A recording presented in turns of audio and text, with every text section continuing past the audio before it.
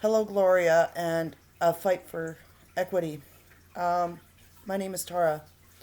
I don't know where you got that post from, Gloria, but I posted that in my group and as well as on my page to basically lead or be the leader of a true example within the disability community.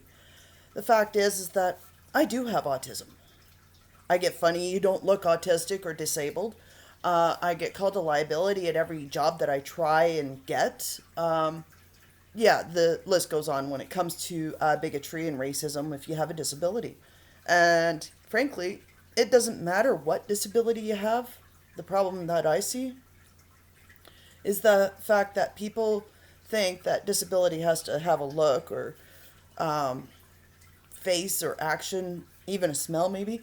Um, but a lot of the times there are people like me on the spectrum who are independent but have delays in certain areas. For me, if it weren't for my husband doing all the banking, I'm pretty sure I'd be homeless or close to.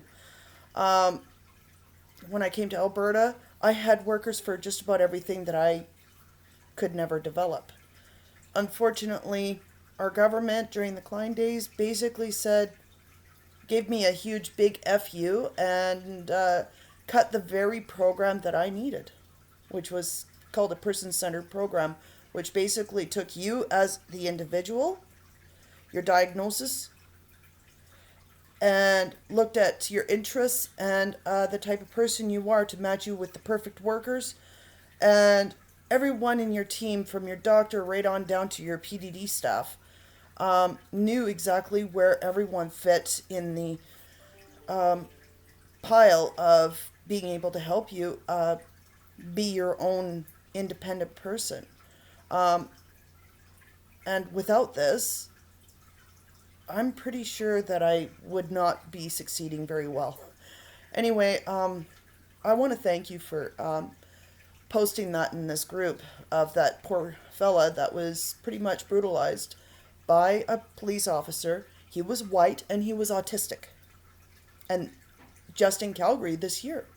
But yet, what I see is that everyone goes to all these wonderful big groups that, yeah, there is a huge issue on racism, but racism shouldn't just include colors or race, it should also include disability.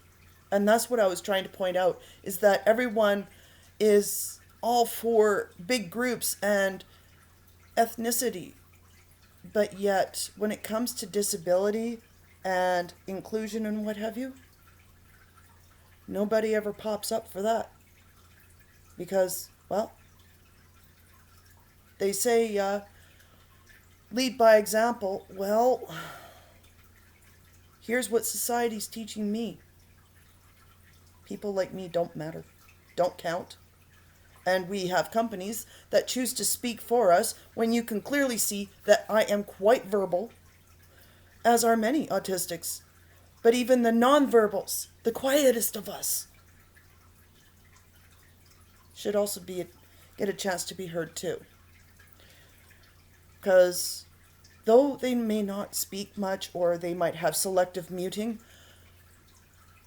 the problem that I see is that a lot of these people also know how to write and read.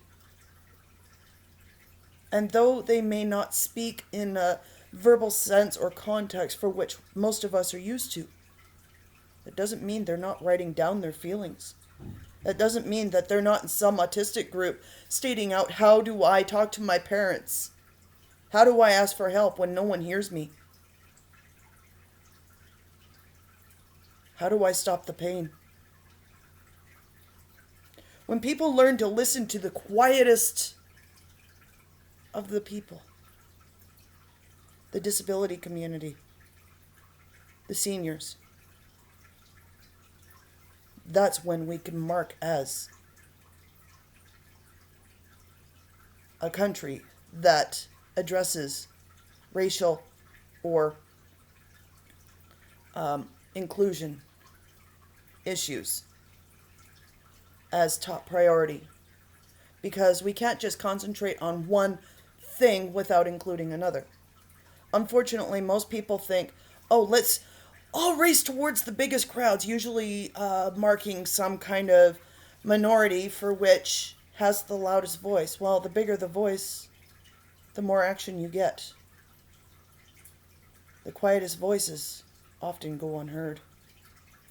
The question I ask all of you is, what are we going to do about it?